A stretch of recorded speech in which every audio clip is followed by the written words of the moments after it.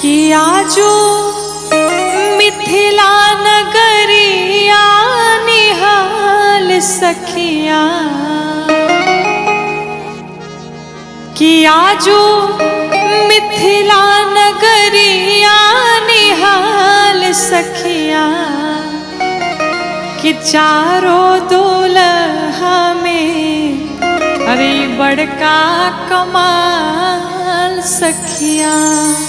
आइए मीठी मीठी तालियों के साथ बड़े भाव से मिलते हुए गाएंगे।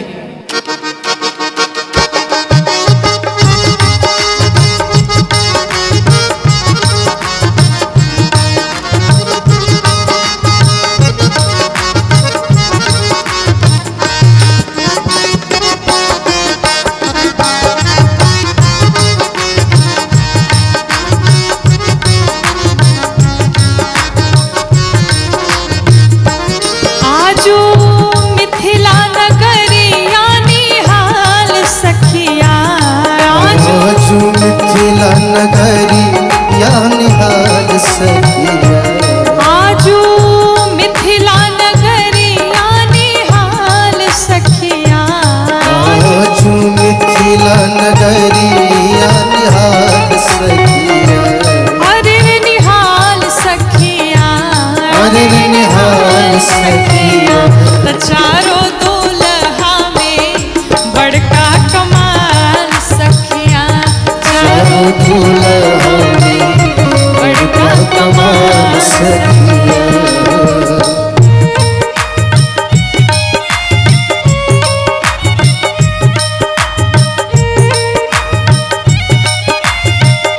बड़े भाव से सभी नाचते हुए।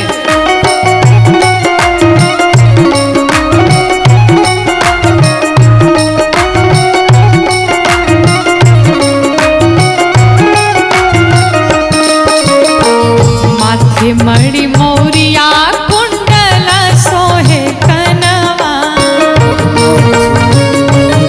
या कुंडल सोहे कारी कारी कजरा रे झूलनी नयनवा,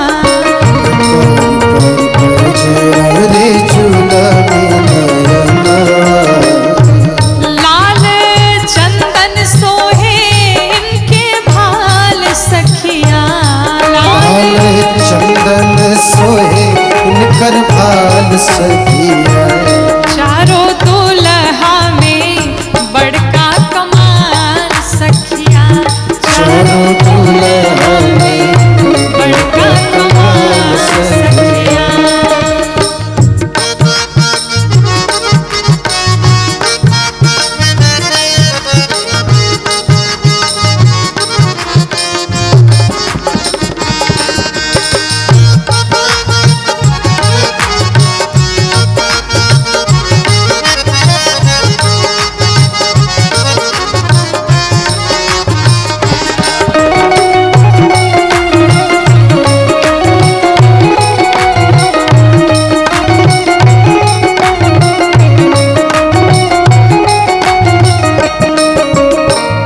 आज सभी मिथिलावासी बड़े प्रसन्न हैं मेरे रघुनाथ जी की उस सांवली सी सूरत को देख करके सभी आनंदित हैं। और क्या कहते हैं, गगन मगन आजू मगन धरतिया,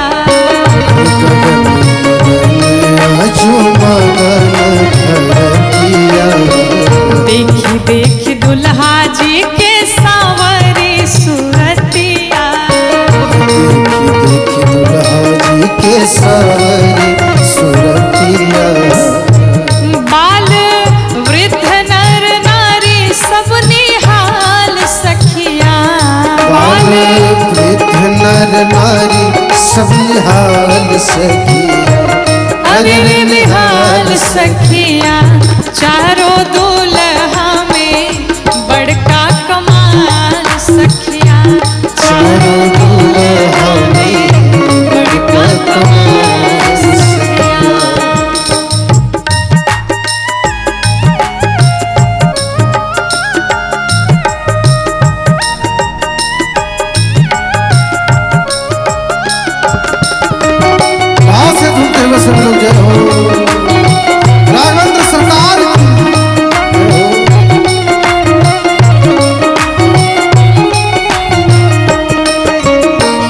सखियां कहती हैं, आपस में वार्ता करती हैं क्या, जेकरा लागे जोगी मोनी जप तप कैलन, योगी जप तप कैलन, से ही हमरा मिथिला में पाहुन बनी गईलन, मिथिला में पाहुन बनकर अइलन।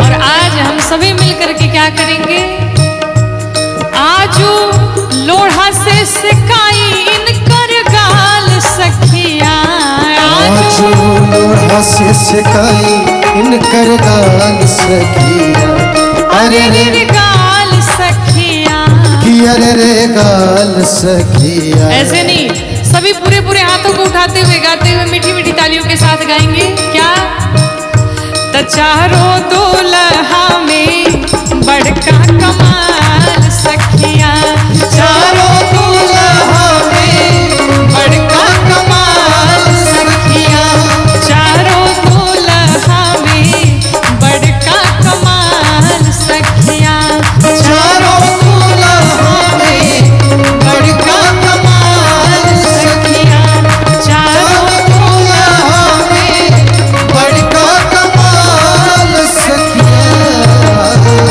बोलो राघवेंद्र सरकार की, श्री किशोरी मैया की।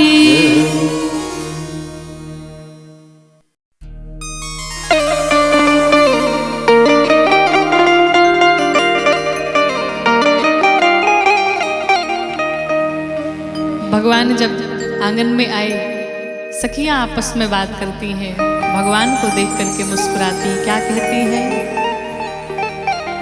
कि सखी है देखो ना, अरे दोनों भैया सावर गो,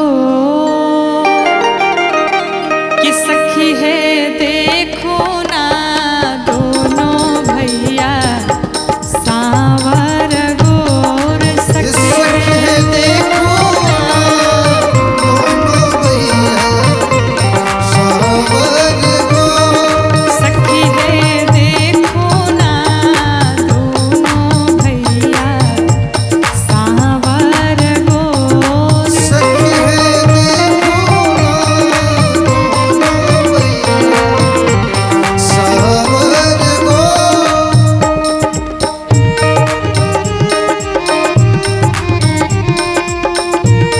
ये भाव से पूरे पूरे हाथों को उठाते हुए जय हो।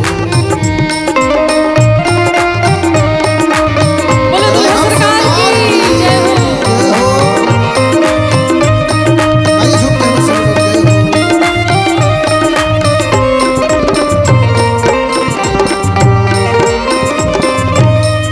सखी कहती आज तक हमने ऐसा सुंदर स्वरूप नहीं देखा, कहती हैं अब तक ना देखली ऐसन सुंदर सुरतिया, सखी है अब तक न देखी ऐसी सुंदर सूरतिया सखी है। अब तक ना देखली ऐसन सुंदर सुरतिया, सखी है देख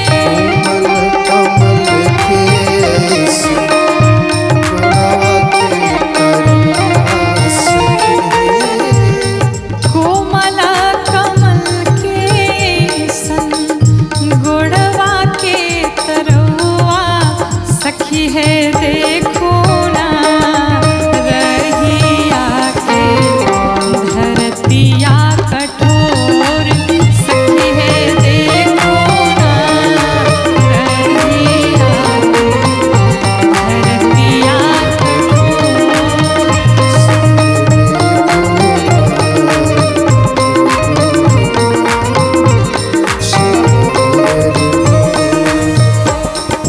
एक सखी ने कहा अगर भगवान आ जाते और कहते तुम हमसे कुछ वरदान मांग लो, तो पता है हम क्या वरदान मांगते? तो दूसरे ने पूछा क्या मांगती? तो कहती है क्या?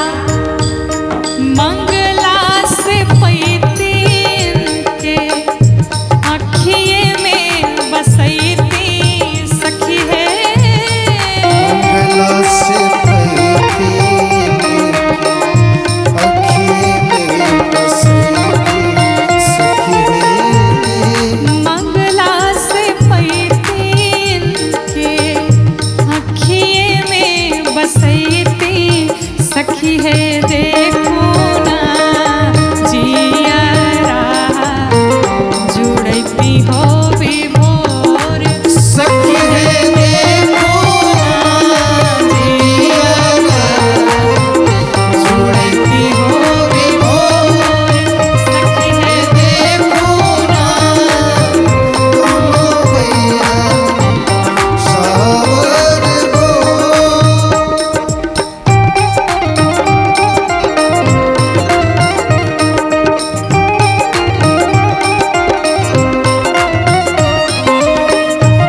बोलो दुल्हा सरकार की।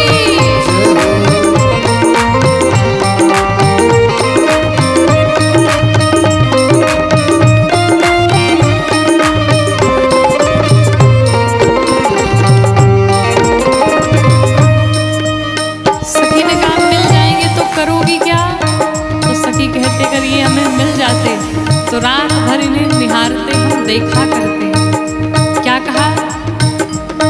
रात भर निहारती इनके छोह से दुलरती, सखी है रात भर निहरती मोरा से रात भर निहरती इनके छोह से दुलरती, सखी है देखो ना आरती उतरती साँझे भोर, सखी है देखो आरती उतरती साँझ भोर, सखी है देखो ना दोनों भैया सावर गोर, ये सखी है देखो ना दोनों भैया सावर गोर, सावर गोर, सावर गोर।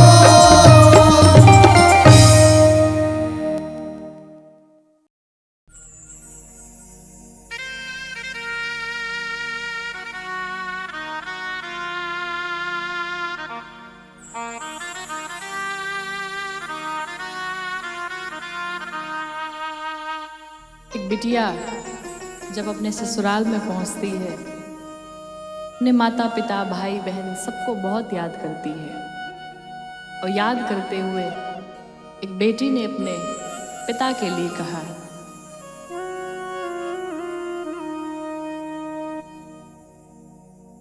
कि सच बात पूछती हूँ बताओ न बाबूजी, छुपाओ न बाबूजी, क्या याद मेरी आती नहीं? सच बात पूछती हूँ बताओ न बाबूजी, छुपाओ न बाबूजी, क्या याद मेरी आती नहीं? सच बात पूछती हूँ बताओ न बाबूजी, छुपाओ न बाबूजी,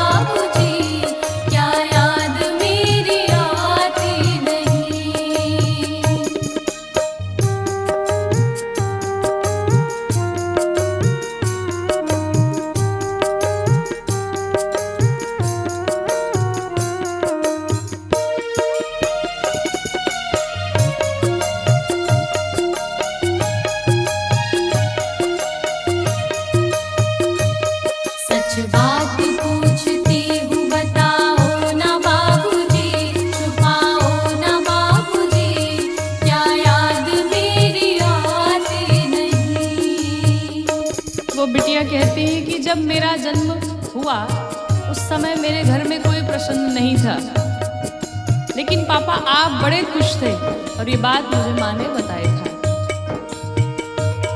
पैदा हुई घर में मेरे मातम सजाया था, पापा तेरे खुश थे मुझे माँ ने बताया था।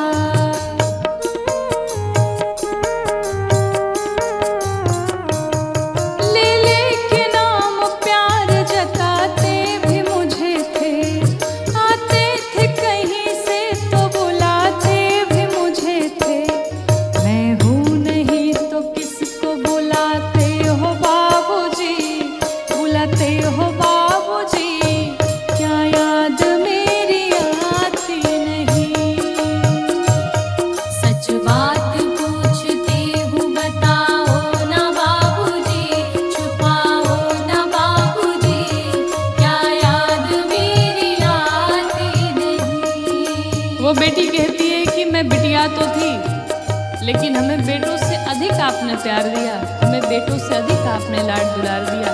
मेरी हर जिद पूरी हुई, मैंने जो जो इच्छाएं की सब पूरा हुआ। घर में कभी होली कभी दीपावली आई तो उस समय पर, उस त्योहार पर आपने मुझे नए नए कपड़े खरीदे, मेरी जो जो इच्छा थी आपने सब पूरी की। कहती है हर जिद मेरी पूरी हुई, हर बात मानते, बेटी थी मगर बेटों से ज्यादा थे जानते।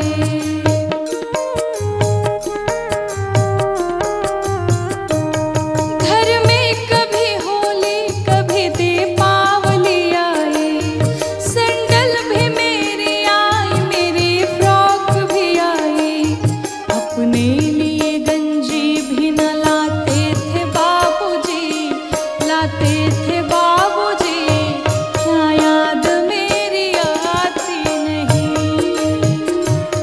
सच बात पूछती हूँ बताओ ना बाबूजी, छुपाओ ना बाबूजी, क्या याद मेरी आती नहीं। कहती है पापा आपने सारी उम्र जो भी कमाया सब हम सब बच्चों के खर्चे में लगा दिया, हम सब की पढ़ाई में लगा दिया, और उससे जो भी बचा उससे हमारी सगाई में लगा दिया। लेकिन आप स्वयं के लिए कभी कुछ नहीं किए, सदैव हम सब की खुशियों का ध्यान रखा।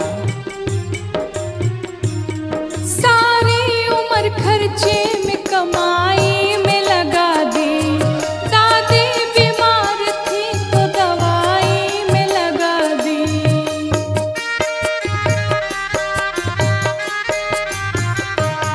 पढ़ने लगे हम सब तो पढ़ाई में लगा दी, बाकी बचा वो मेरी सगाई में लगा दी। अब किसके लिए इतना कमाते हो बाबूजी, बताओ ना बाबूजी, क्या याद मेरी आती नहीं। सच बात पूछती हूँ बताओ ना बाबूजी, छुपाओ ना बाबूजी, क्या याद मेरी आती नहीं। आप तो कहते थे कि तुम्हारे बिना मेरा मन एक पल भी कहीं नहीं लगेगा। जब मेरा विवाह था उस विवाह के समय में आप पूरी तैयारियां भी करते थे, और कहीं अकेले में पड़े तो छुप छुप के रो भी लिया करते थे। लेकिन क्या अब मेरे बिना आपका मन लगता है? पूछती है। कहते थे मेरा मन कहीं एक पल न लगेगा, बिटिया विदा हुई तो ये घर घर न लगेगा।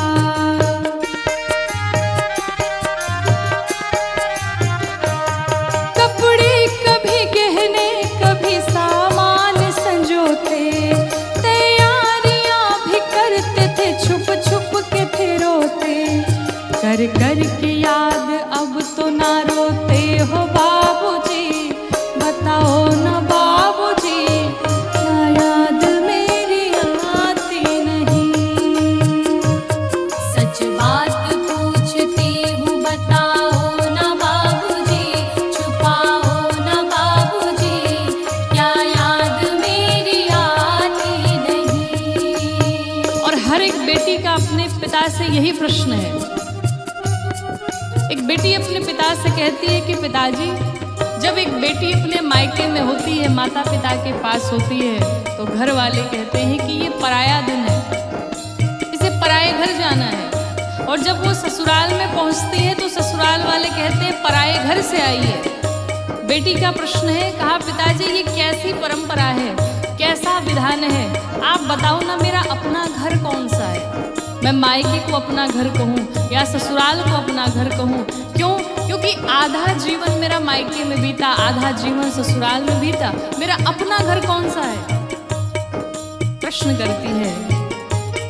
कैसी परंपरा है ये, कैसा विधान है, पापा बता न कौन सा मेरा जहान है।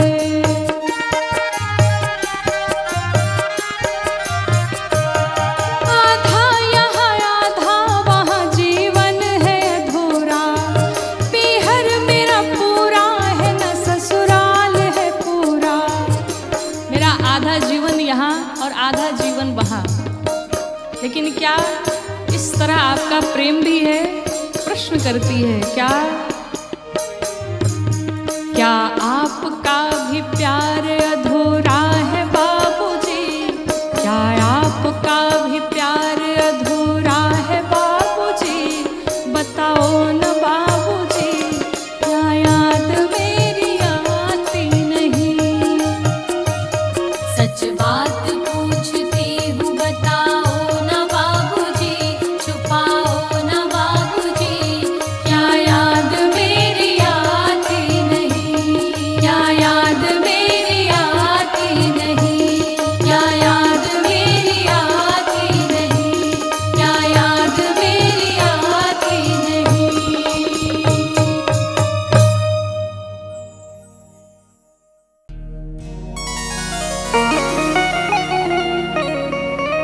ये जीवन क्षणभंगुर है, इस जीवन का कोई भरोसा नहीं।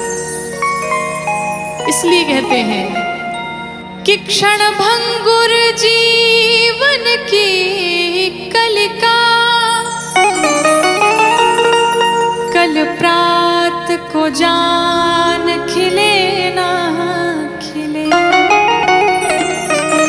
मलयाचल की सुच शीतल मंद, ये सुगंध समीर मिले ना मिले। ये कलयुग कलिकाल कुठार यानी कुल्हाड़ी लेकर के खड़ा है कि कलिकाल कुठार लिए है खड़ा। तन नम्र सी चोट झिले ना झिले। इसलिए कहते हैं कि जप ले हरि नाम हरि रसना। क्यों? क्योंकि फिर अंत समय में ये हिले ना हिले। किसी साधक ने लिखा कि काहे माया में भुलाइल बड़ा तोता हो, अरे खोता छोड़ के जाए के पड़ी। सगरी स्वार्थ खातिर निमन बाउर होता हो, ये खोता छोड़ के जाए के पड़ी।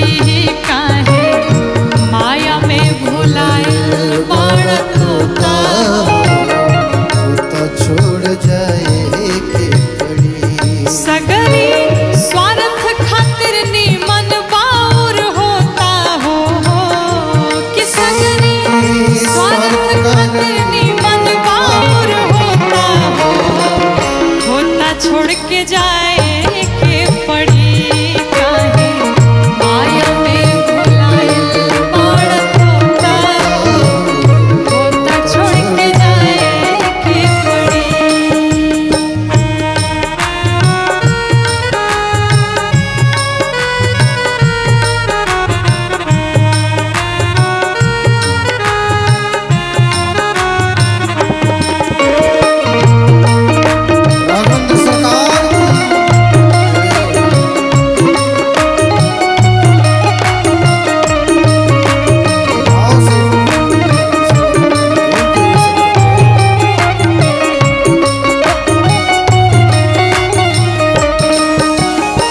चाहे आप जितना भी धन कमा लीजिए, साधक कहता है लाख करोड़ धन तू कमैबा, लाख करोड़ धन लाख करोड़ धन तू कमैबा, लाख करोड़ धन खाला खियाला नात काले के जैबा, खाला खियाला नात काले के जैबा, हाँ खाला खियाला नात काले के जैबा।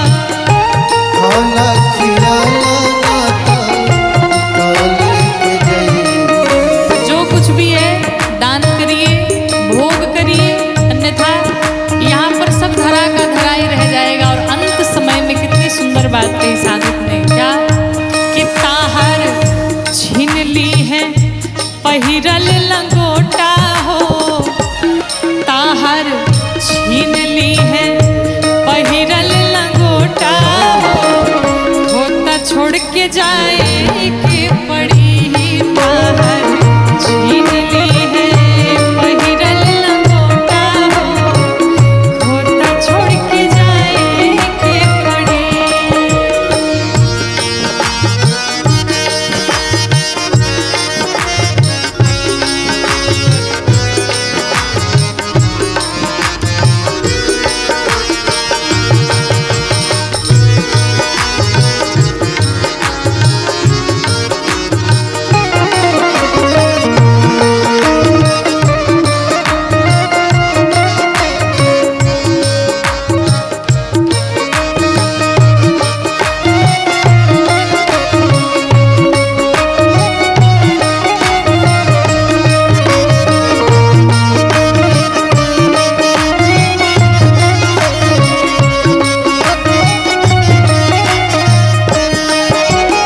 और एक दिन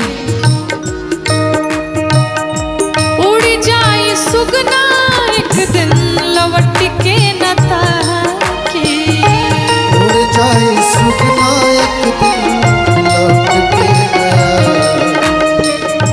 उड़ जाए सुगना एक दिन लौट के न ताके, उड़ जाए सुगना एक दिन लौट के देखी नाही कहा बाड़े काका और काकी, देख नहीं कहाँ मारे काका और काकी। देखी नाही कहा बाड़े काका और काकी। देख नहीं कहाँ मारे काका और काकी। और चाहे कोई भी हो, राजा रंग होखे चाहे हर जोता हो, कि राजा रंग होखे चाहे हर जोता हो, होता छोड़ के जाए के पड़ी। राजा रंग होखे चाहे हर जोता हो, होता छोड़ के जाए के पड़ी। काहे माया में भुलाए बड़ तोता हो, होता छोड़ के जाए के पड़ी।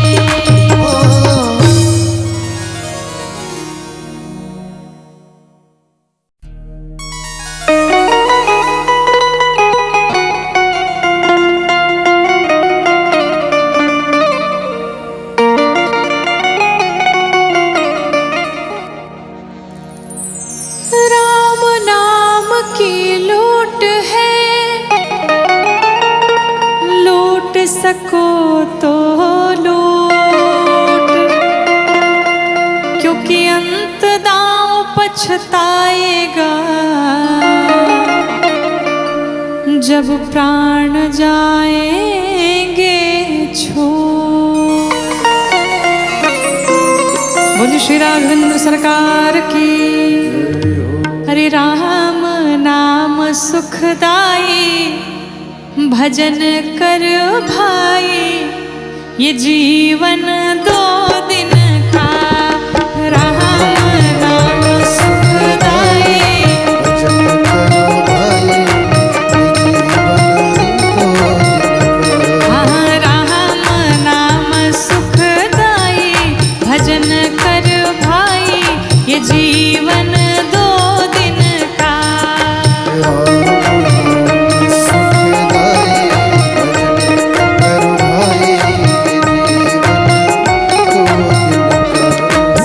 बड़े भाव से सभी लोग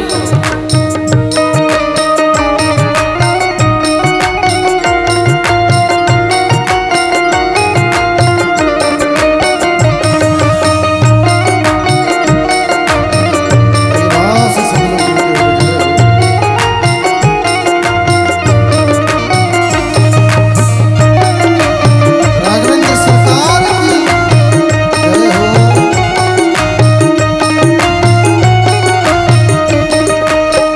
और ये तन है जंगल की लकड़ी, ये तन है जंगल की लकड़ी, ये तन है जंगल की लकड़ी। ये तन है जंगल की लकड़ी, जंगल की लकड़ी, जंगल की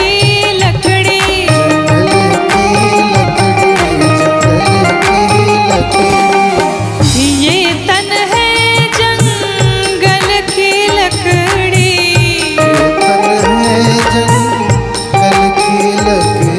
क्या होगा इसका? अरे आग लगे जल जाई, भजन कर भाई, ये जीवन दो दिन का। आग लगे जल जाई, भजन कर भाई, ये जीवन दो दिन का।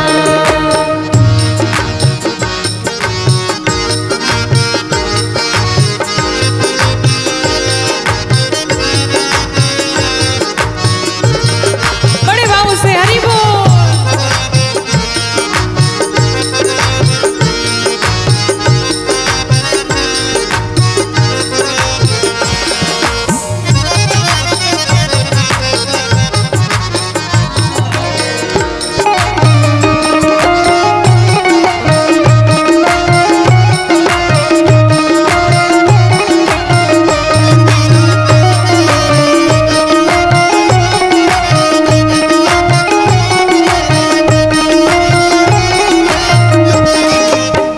ये तन है कागज की पुड़िया,